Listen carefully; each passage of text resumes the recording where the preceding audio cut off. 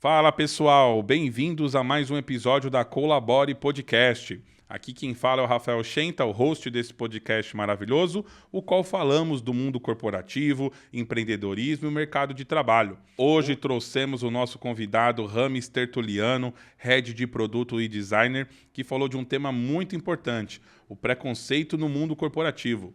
Ele deu diversas dicas, como trabalhar a diversidade e a inclusão dentro das empresas e muito mais. Assista comigo esse episódio, roda a vinheta.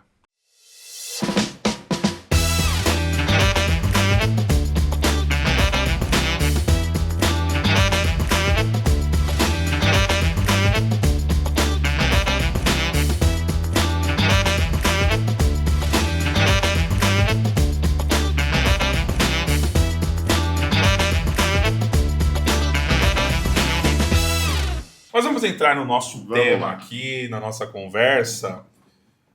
RH, que deveria ser uma área que cuida do capital humano, tem suas dificuldades e os percalços, né?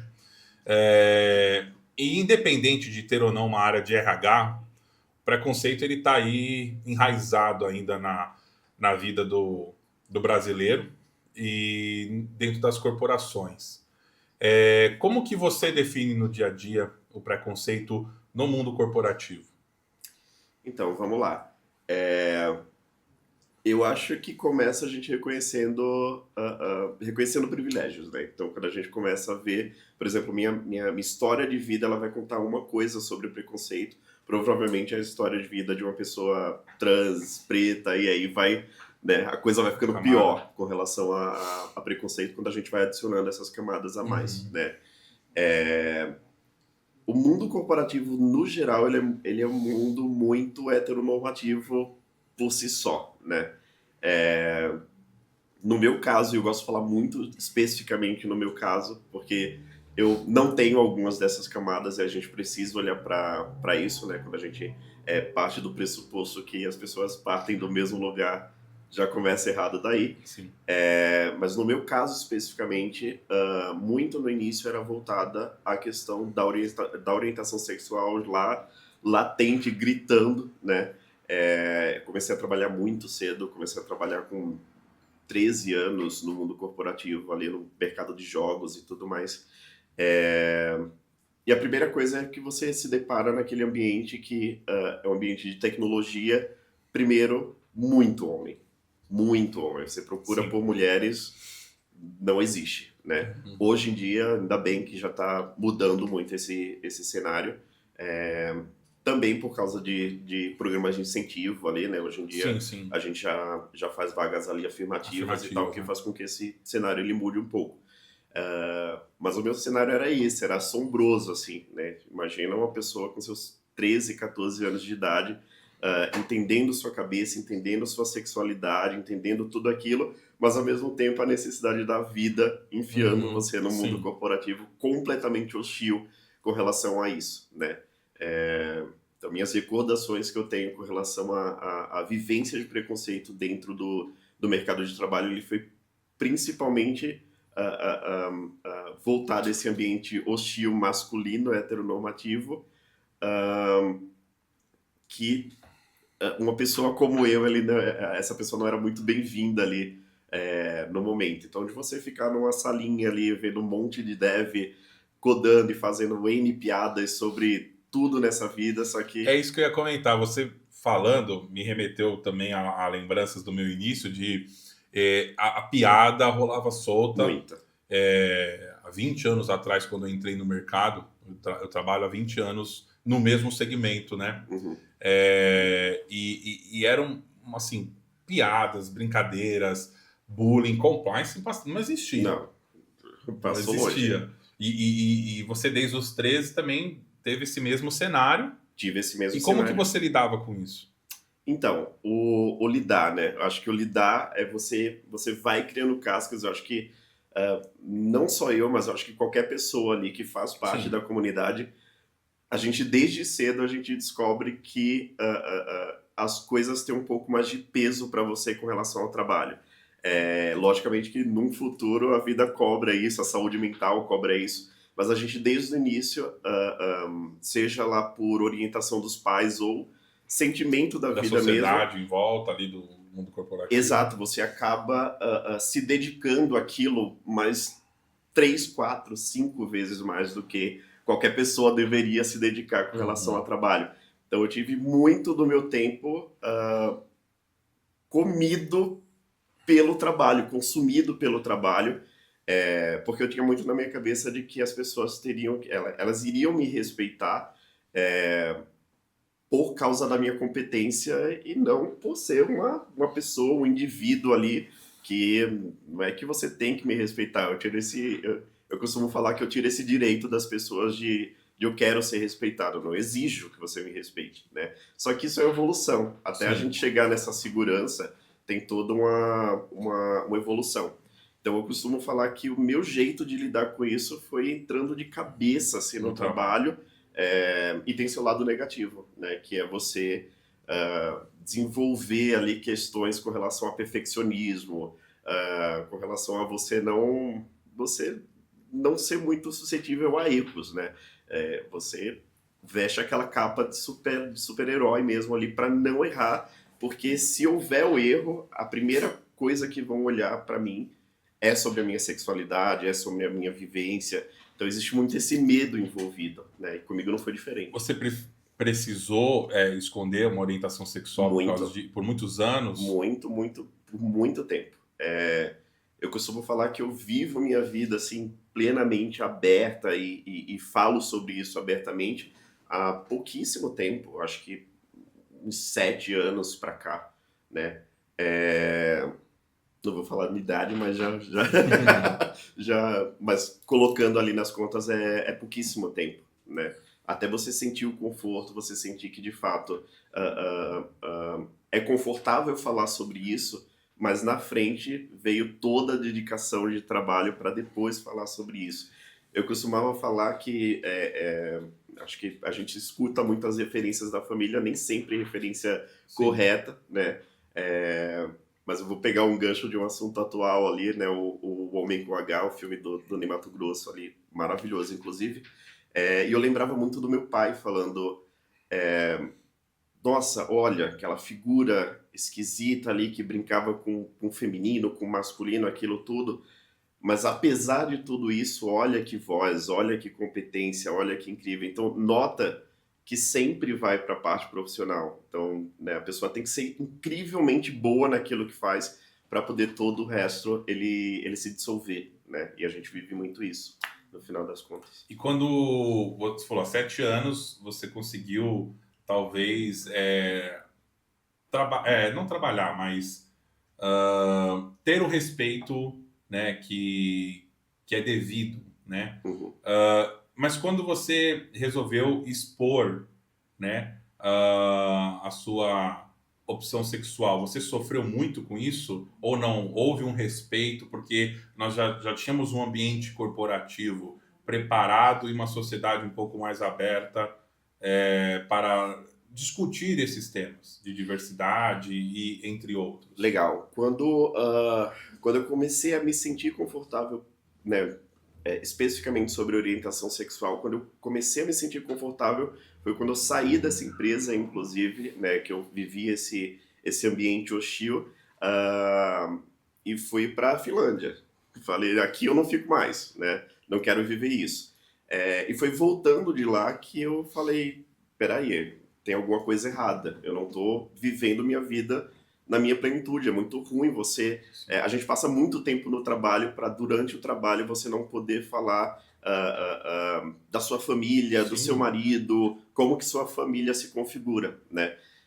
E foi meio que eu meti o pé na porta mesmo. Então, né, eu já voltei para essa empresa com uma outra mentalidade e não mais escondendo nada, né? E fazendo, eu diria que fazendo até algumas certas exigências ali, que foi a partir daí que nessa mesma empresa eu comecei o primeiro comitê de diversidade e inclusão ali, justamente porque eu falei, pera, eu não quero, agora eu tô assumindo uma cadeira ali de head, então, né, eu vou ter um time, eu preciso que a empresa também abrace isso de alguma forma, né? Eu costumo falar que eu sou uma liderança que eu gosto de promover diversidade, Sim. e promover diversidade não é fácil. Para você fazer um recrutamento de pessoas diversas é mais difícil, no meio de tecnologia, então é ainda mais difícil, dependendo do pilar de diversidade que você está querendo atingir, ainda mais difícil, né? Estou falando sobre pessoas pretas em tecnologia, por exemplo. Sim. Né? Então esse recrutamento ele vai durar mais tempo. Então eu já voltei com a outra mentalidade, eu já voltei de fato exigindo algumas coisas, né? Que foi aquilo que eu te falei. Eu não estava mais pedindo pro respeito, Sim. eu estava exigindo respeito, que é o mínimo, né? Então, na sua opinião, eu quero entrar aqui na parte do respeito, né? Parece tão básico, né? Mas é tão distante, né? Uhum. Eu acho que o pós-pandemia, as pessoas começaram a ficar um pouco mais. Começou a ficar um pouco mais evidente as relações e doenças que a gente tem da mente. Uhum. E por que eu falo isso? Porque hoje em dia, cordialidade, respeito, educação, você se vê pouco na rua, em uma loja, num restaurante, um shopping center. Porque, na sua opinião, e aqui sem base científica, sem tanta intelectualidade, o que você acha que se perdeu muito desses princípios que eram básicos na nossa infância? Se eu fosse desrespeitoso com alguém, minha mãe me enfiava a mão na cara. Se eu falasse um palavrão, se eu não desse bom dia, se eu não desse obrigado, com licença, minha mãe já me chamava a atenção em casa e o bicho pegava. Hoje não, hoje as pessoas fazem o que querem. É, você ser ignorante, você não ter um conhecimento era vexatório. Hoje não, eu pego o celular e eu mostro que eu sou ignorante, que eu sou preconceituoso e acho que eu estou abalando. Boa. Nossa, isso tem várias camadas, mas muitas camadas, né? É, Vamos lá, por onde que eu começo? Eu acho que a primeira coisa que você, quando você é uma pessoa ali dentro de um grupo de diversidade, você tem dois caminhos a seguir, né? E que eu entendo os dois, tá? Mas a minha abordagem é a abordagem da conversa, de trazer para junto, né? Até hoje, eu tenho lideranças que vai tratar um certo assunto ali, ou vai participar de um processo seletivo, não sabe como tratar ali uma pessoa trans, enfim, né? Toda a questão de pronomes e tudo mais. E a pessoa se colocar naquele lugar de vulnerabilidade e falar, olha, não sei, não consigo, né? Há um desconforto, você acha que Muito, muito. Falar sobre diversidade é desconfortável, porque a gente chegar no certo ou errado ali vai muita conversa, muita conversa. Então, eu costumo falar que falar sobre diversidade é desconfortável, né? E tem o outro lado que a gente vive num mundo onde a informação ela está cada vez mais acessível. Então hoje a gente não tem a desculpa de falar, nossa, mas eu não sei sobre isso, eu não tenho essa informação, né? Eu falo muito isso para lideranças, né? Eu converso muito com lideranças com relação à diversidade e eu sempre falo, tem uma pessoa de um grupo de diversidade dentro do seu time, vai procurar saber. Já dizia Gilberto Gil, procure saber, né? Vai procurar saber. Você precisa estudar, né? Muitas vezes ficam procurando ali, porque a empresa tem que fazer algum tipo de treinamento, algum tipo. Não, cara, se é liderança, você precisa se inteirar dos assuntos. Você tem uma pessoa que faz parte daquele grupo dentro do seu time, então você vai ter que se inteirar sobre isso, né? Sim. Do lado de cá, né, do lado de quem está recebendo essa porrada e perguntas o tempo todo, eu entendo os dois lados. Eu entendo quem tem essa cordialidade de estar explicando, né, e de trazer para junto, e também entendo o outro lado ali que já está cansado, já está saturado de ter que explicar algo que tá aí, tá fácil, sabe?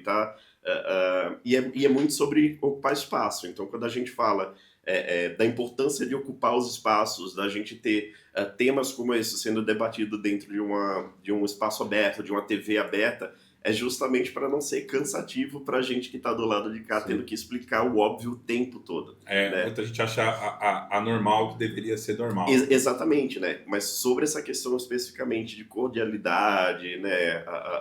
Do tratamento das pessoas mesmo, tem várias camadas. Acho que a gente passaria horas aqui para poder, claro, chegar nisso, né? Mas a parte especificamente sobre diversidade, quando a gente se depara com preconceito, geralmente ele é voltado à ignorância de fato ou à não convivência, né? Eu não ter uma professora trans, eu não ter... por exemplo, eu posso perguntar aqui claramente com quantas pessoas trans você convive no seu dia a dia. Não, eu sou honesto, hoje nenhuma. Esse é o ponto. Então, aquilo que a gente não convive, é muito difícil a gente ter troca, né?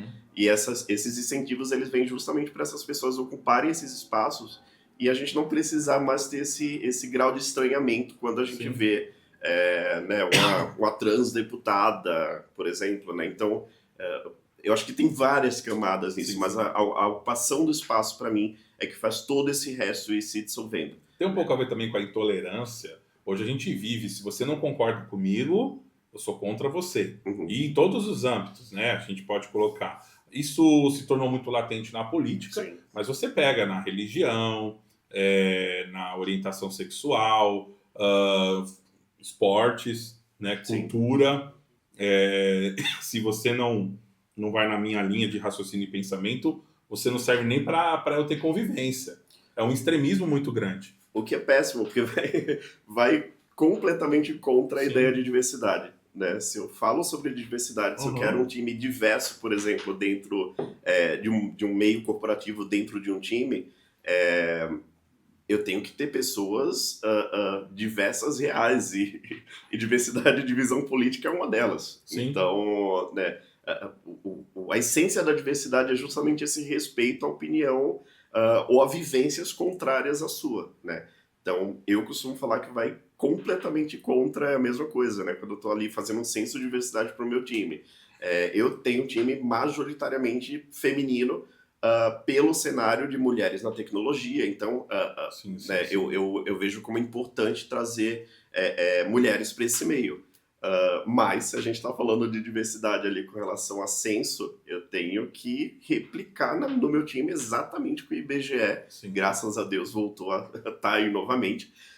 Tinham matado ele, inclusive, mas está aí novamente. E ele é referência para a gente falar de forma igualitária ali numa configuração dentro de uma empresa, né? Então, essa tem que ser a referência. Mas você se distanciar do essencial quando se fala de diversidade, que é você não conseguir trocar ali com a pessoa que tem uma opinião completamente diferente da sua, sinceramente, acho que você não está nem pronto para sair de casa, assim, né? Eu costumo falar que a diversidade política, ela também é diversidade, assim como neurodiversidade, que aí é outra camada também, né? Como lidar com comportamentos diferentes do que a neuronormatividade pinta, né?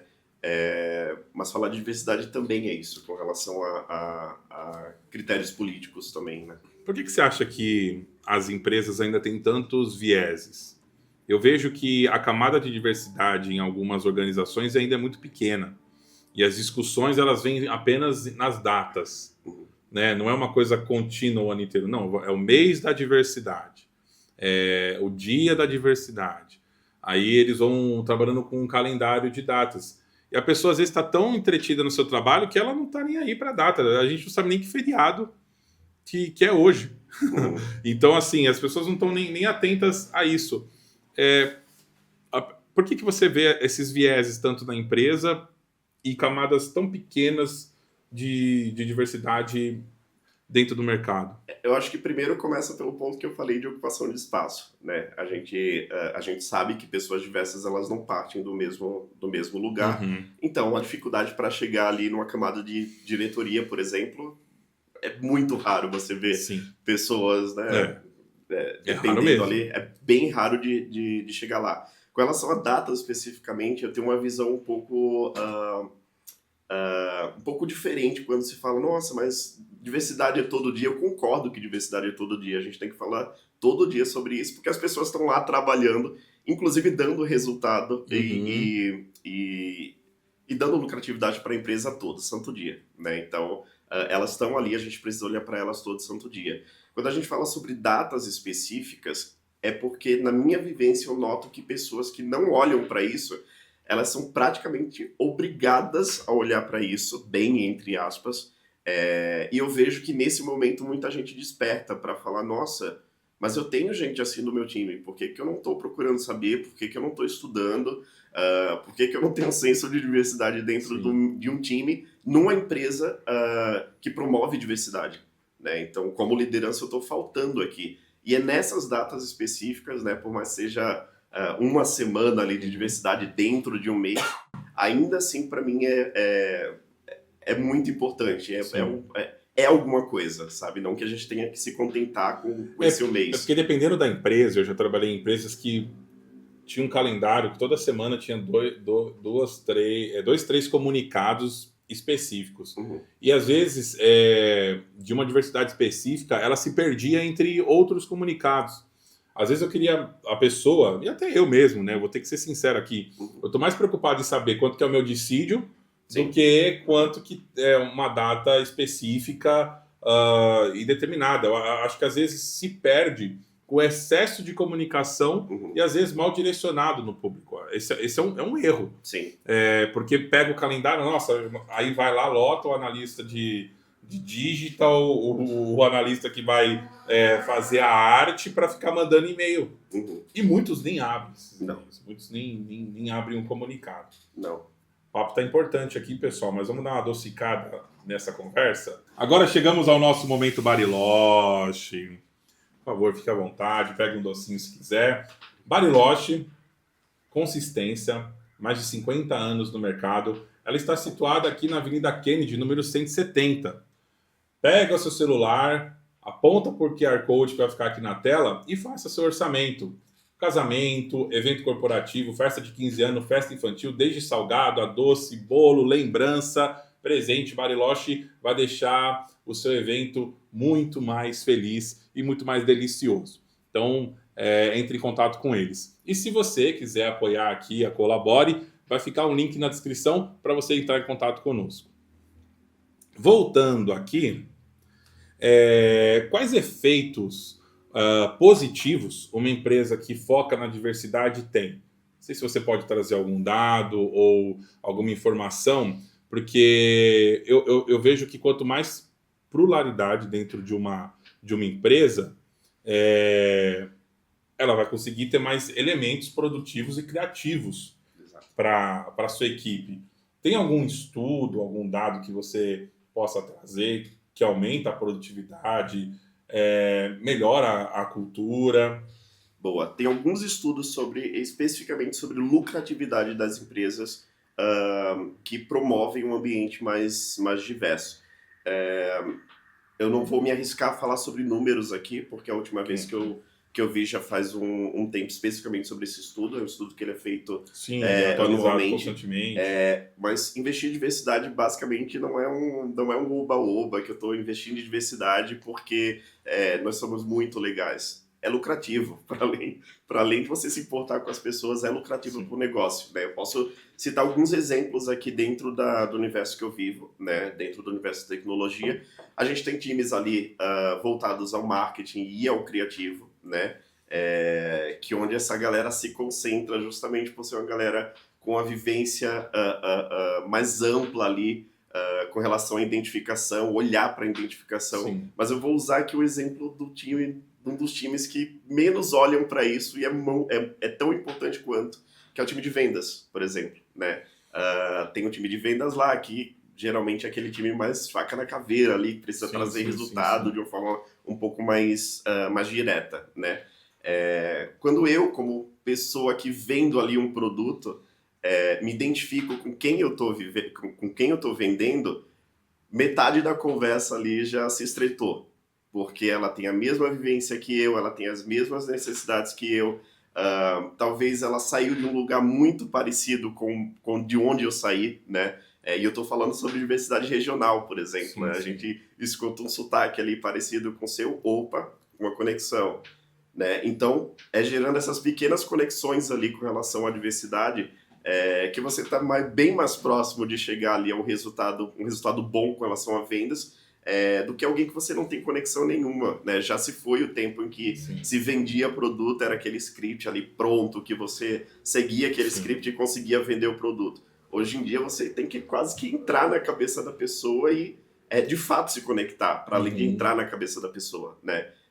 E é isso que diversidade basicamente promove, é você gerar esses elos de conexão que faz com que o trabalho flua melhor. Isso em vendas, Sim. isso em marketing, isso inter-equipes também, né? Quando eu olho para outro time que eu tenho que fazer uma parceria ali junta, se eu tenho pessoas que têm vivências parecidas com a minha, e isso é de ser humano, a gente vai se conectar, a gente vai se aproximar um pouco mais, e quem ganha é a empresa ali que está tendo um bom resultado porque aquele trabalho foi agradável de ser feito com aquela pessoa, né? Então tá tudo muito, muito interligado no final das contas, tá? Mas tem estudos bem, bem coesos com relação a o quanto você promover diversidade gera lucro para a empresa. Estou falando de dinheiro. Dinheiro, né? E os casos de constrangimento? Vou entrar num ponto aqui mais polêmico aqui da conversa, porque isso acontece às vezes. Com certeza. A pessoa,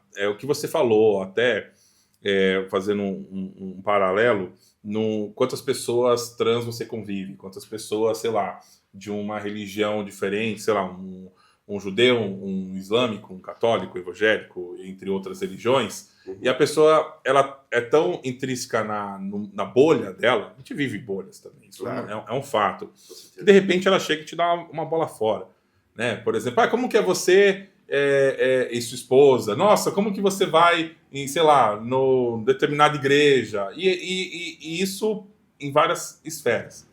Como lidar com esse constrangimento? Ou o que a pessoa tem que ter de senso para evitar esse tipo de situação? Porque eu vi muito disso no mundo corporativo. É o The Office da vida real.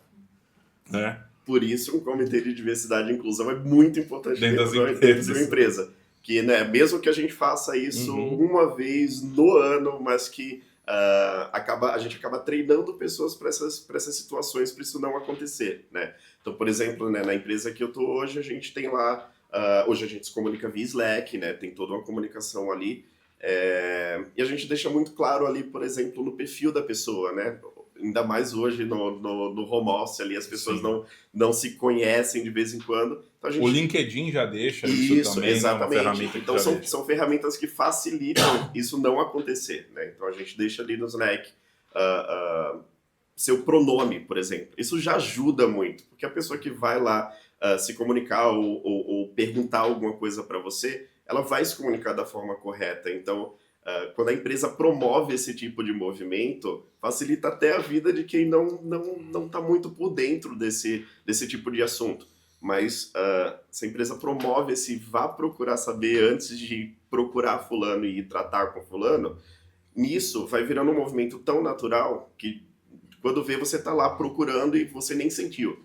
Não, eu vou tratar com uma pessoa que eu não conheço. Então, é aquele bom senso que a gente jura que está na cabeça de todo mundo, mas nem sempre está, né? Mas se a empresa ela promove esse bom senso com relação a esse tipo de tratamento, isso já ajuda muito ali o para pensar um pouco antes de falar e tal. Mas acontece. Esse cenário tá e ele acontece, como eu falei, né? A gente vai errar, não é porque eu tô dentro de uma faço parte de uma comunidade que eu tô completamente isenta de falar qualquer coisa que não faça muito sentido, né? E um ambiente que promove diversidade, geralmente ele é um pouco mais aberto com relação a isso, né? Então, você escutou, opa, né? Ou vai o comitê de diversidade ali... Ou às vezes o colega, ou né? até mesmo o colega, falar, exatamente. Se é um assunto que ele tá presente, que ele tá ali, alguém se incomoda. E alguém vai lá e vai, né, tentar contornar ali aquele assunto. Nossa, já corrigi um monte de gente, né? Mas é isso, tipo, é o meu jeito de tratar a diversidade dentro de um lugar que eu vivo ali, trazendo para perto. não tem problema. Quantas vezes eu precisar explicar, eu vou explicar. Quantas vezes eu precisar deixar claro que aquele termo que você usou não é muito legal, provavelmente eu não vou falar só que não é legal, provavelmente eu vou te explicar tudo, porque eu sou essa pessoa, mas Não, nem todo mundo tem não é esse todo mundo saco, né? é o que você falou, não tem essa paciência, já cansou, não quer mais, né? Exato. E você falou dos termos, né? Muitos termos que nós utilizávamos há 20 anos atrás, hoje não pode, e não pode por N fatores de respeito e que realmente nunca deveriam serem ditos, né? Mas existem termos que a gente ficou tão intrínseco, tão enraizado, porque ouviu o bisavô, o avô, o pai, e aí quando chegou na sua vez você não fala mais, você já não sabe. E ultimamente eu ando buscando muita informação, porque eu usei por muitos anos alguns termos que são hoje preconceituosos. E aí eu tive que buscar material de leitura para deixar de falar, e colegas com sensibilidade, que nem você, né, demonstrou ter, falou: Rafael, isso não pode mais falar. Mas por que não pode? Ah, não pode, porque isso caraca, é mesmo? Né? E falou por muitos anos. E que conselho a gente pode dar para a pessoa que continua falando essas coisas? Por exemplo, eu vou citar aqui como um exemplo, tá, pessoal? Mas criado mudo, fazendo as coxas, xingar a pessoa, mas falar uma doença, né? E são termos que não podem mais serem ditos. Ela tem que buscar informação, né? E onde estão a maioria dessas informações? Eu dei um Google lá, apareceu um monte de site, mas assim, para essa pessoa começar a se conscientizar, poxa, hoje eu percebo que eu falo palavras e termos que eu não posso mais falar. Realmente eu ir lá na internet pesquisar? Você tem algum material de leitura que você aconselha? Um blog, um paper, um site? É o famoso procurar saber, né? Eu podia falar aqui de materiais e coisas ali um pouco mais acadêmicas com relação Um a isso, Google basta, mas né, eu cara? falo para todo mundo, eu falo, né? Só a importância que você dá de procurar saber e dar um Google, que foi o exemplo que você deu, a gente já tá a alguns passos ali de resolver muita coisa, né? Eu costumo falar também que você perguntar não ofende, né? Então, eu costumo falar ali que a gente, como ser humano, como designer, eu estudo muito comportamento humano, porque senão eu não consigo projetar para pessoas. E a gente sempre sabe ali quando falou alguma coisa que talvez não caiu muito legal. Volta, vai lá, pergunta, fala: olha, falei tal coisa, tudo bem? Tá tudo certo? Para além do termo, para a origem do termo, né, Sim. etimologia ali ser um termo que hoje em dia não cabe mais, para além disso é você fazer o que você está colocando, o que você está fazendo aqui, que é trazer essa vulnerabilidade. Sim. De você falar: sim, eu usava.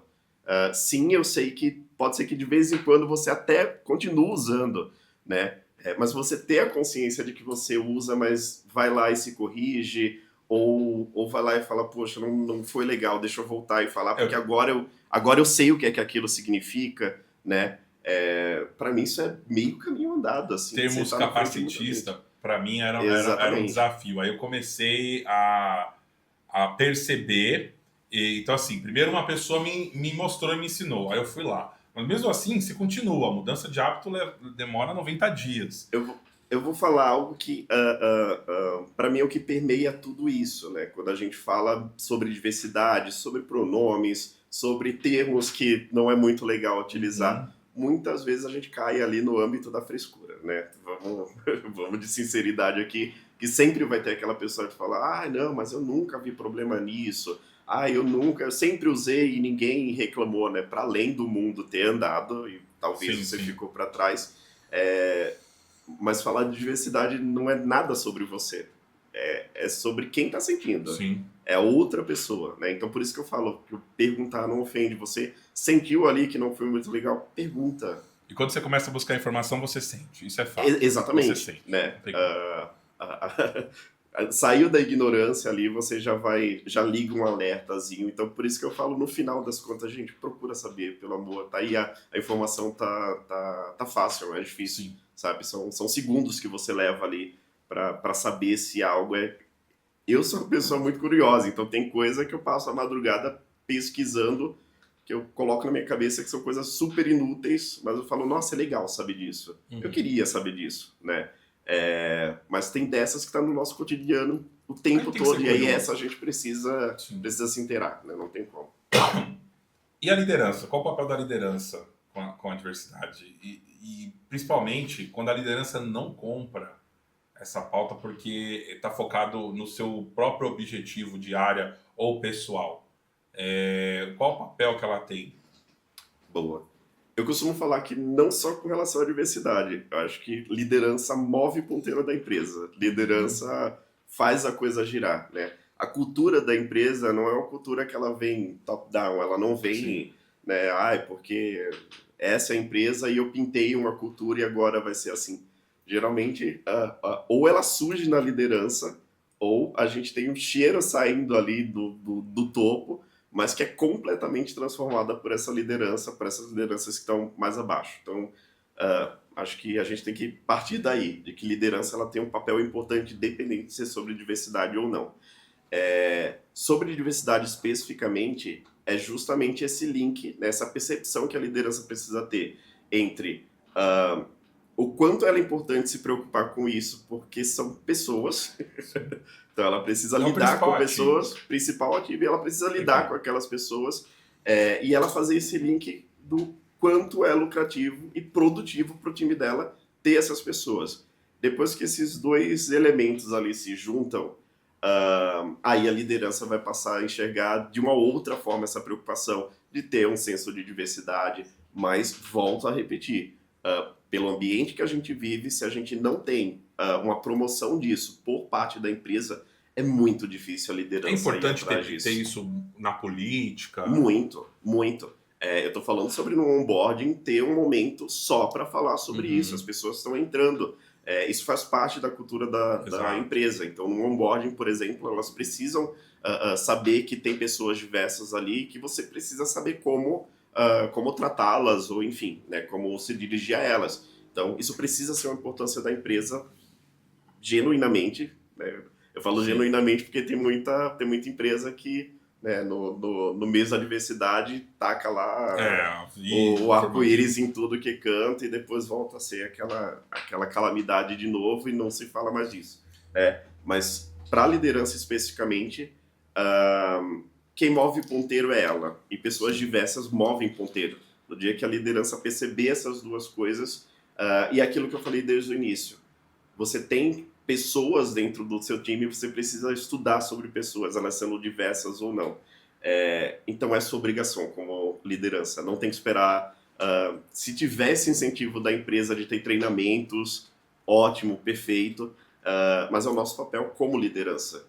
A gente vai liderar pessoas. Sim. E você não conhece quem está ali abaixo de você, né? Elas têm diversas vivências ali, e a gente precisa estar preparado para isso. Então, eu costumo falar que para a liderança, você precisa estudar. Não tem para onde. Você não vai conseguir liderar se você não entende de pessoas. E diversidade é sobre pessoas, no final das contas, né? Comportamento e vivências. Você já viu alguém, uma pessoa, um talento, um grande profissional sair do mercado, abandonar o mundo corporativo porque teve um trauma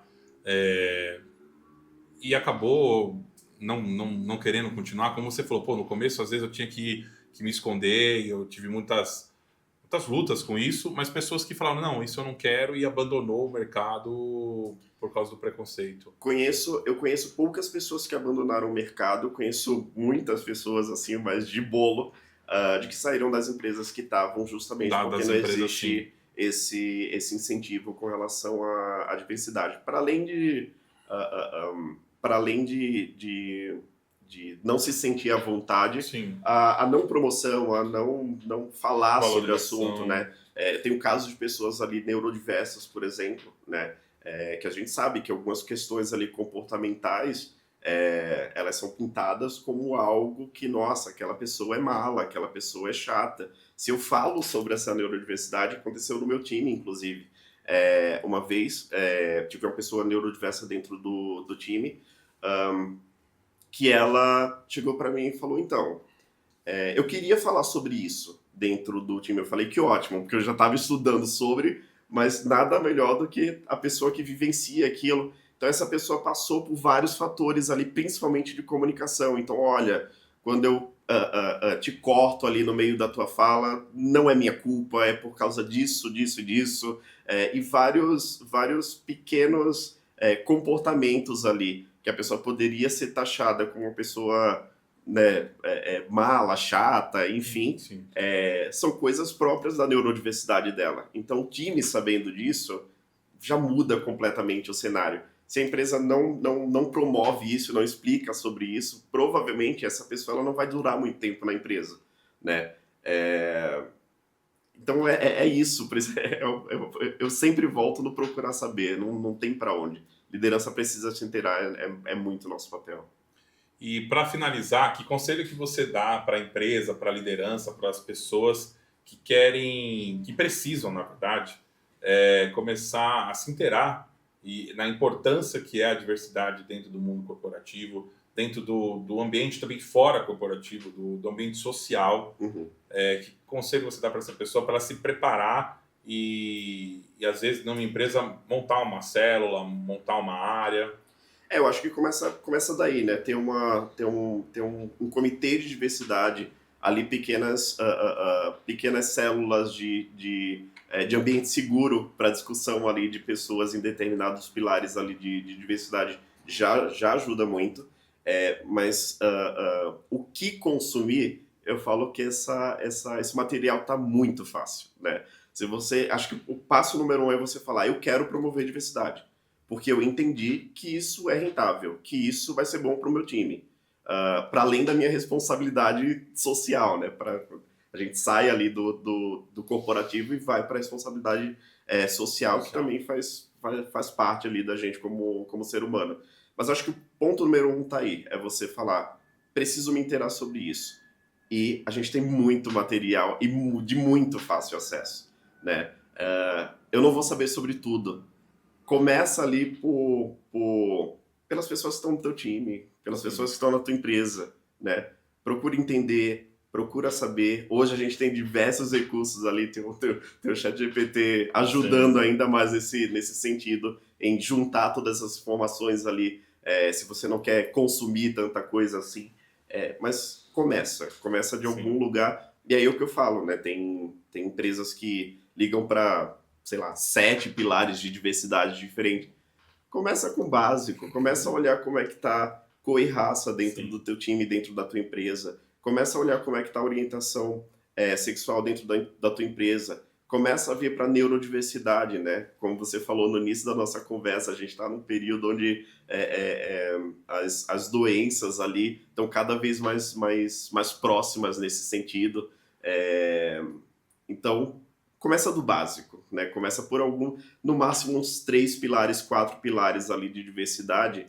Isso vai te contagiando. Você vai vendo quanto aquilo, né? O quanto, ainda mais você como liderança, seu time olhando que você se importa com aquilo, o cenário muda completamente. Completamente. As pessoas vão tá mais com você, sabe? Porque elas estão vendo que você se importa, né? De tê-las ali dentro do seu time da melhor forma possível. Então, eu costumo falar que começa daí. Promover diversidade é você procurar saber sobre diversidade. Promover diversidade é num processo seletivo que se entra dentro da empresa, você fala, não, eu sei que eu preciso de uma vaga para 1 semana, mas a minha vai durar 3 semanas, porque eu quero ter essa galera aqui dentro, né? Inclusão, porque não adianta só colocar para dentro. A gente sabe que, dependendo da diversidade que a gente tem ali, né, do grupo de diversidade que a gente tem ali, essa pessoa provavelmente vai precisar de um pouco mais de treinamento técnico. Então, promover diversidade não é fácil, mas começar a fazer isso é um caminho sem volta. Assim, né? Você vê essa galera que provavelmente ia cair na marginalidade, por ser quem se ocupando espaços no mundo corporativo, é um negócio bem bonito de vivenciar. Então, eu falo para qualquer liderança que ou empresa, ver esse cenário acontecendo é muito gratificante, sabe? Olha para sua operação, se todo mundo for igual, tem um problema. Então Muito. já tem que começar a diversidade ali. Muito. Rames, muito obrigado, Eu tá, que agradeço. por esse papo informativo, importante, necessário sempre ter materiais para esse debate aqui na Colabore na Diferente. E obrigado por compartilhar um pouco da sua história também. Eu que agradeço. É isso. Você, muito obrigado por nos assistir. Mais um episódio aqui da Colabore Podcast. Quero agradecer a Colabore Cowork pelo espaço. Quero agradecer a Ponto BR, a Bariloche, nosso parceiro. E se você quiser ser nosso parceiro, tem um link aqui na descrição. Entre em contato conosco. Nós divulgaremos o seu negócio, sua marca. Vem aí trabalhar junto conosco. Se você não é inscrito, se inscreva no canal, ative o sininho, compartilhe isso com a sua empresa, com o comitê de diversidade e vamos para cima. Muito obrigado e até o próximo.